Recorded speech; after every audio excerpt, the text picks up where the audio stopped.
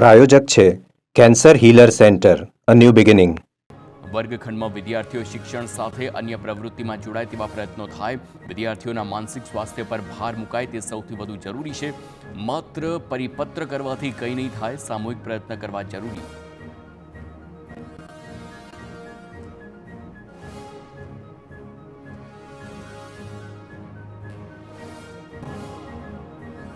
ધારાસભ્ય કિરીટ પટેલે કહ્યું કે ઓનલાઈન ગેમના દૂષણ મુદ્દે સરકાર ગંભીર નહીં. મોબાઈલ અને ઓનલાઈન ગેમના લીધે બાળકોના મગજ પર અસર, ઓનલાઈન છેતરપિંડીની જેમ ગેમ સામે કડક પગલાં લેવાય, કાયદો બનાવી ઓનલાઈન ગેમ પર પ્રતિબંધ મુકાય.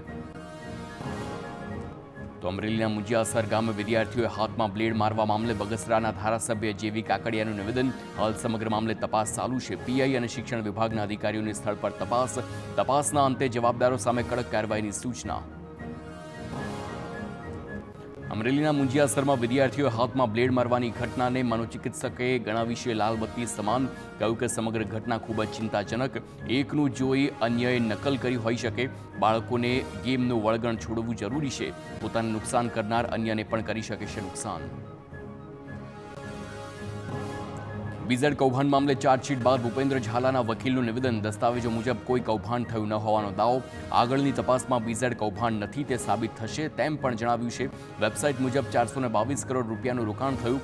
11,232 રોકાણકારોએ પોતાના નાણાં રોક્યા છે, જેમાંથી કેટલાકને પરત મળ્યા છે.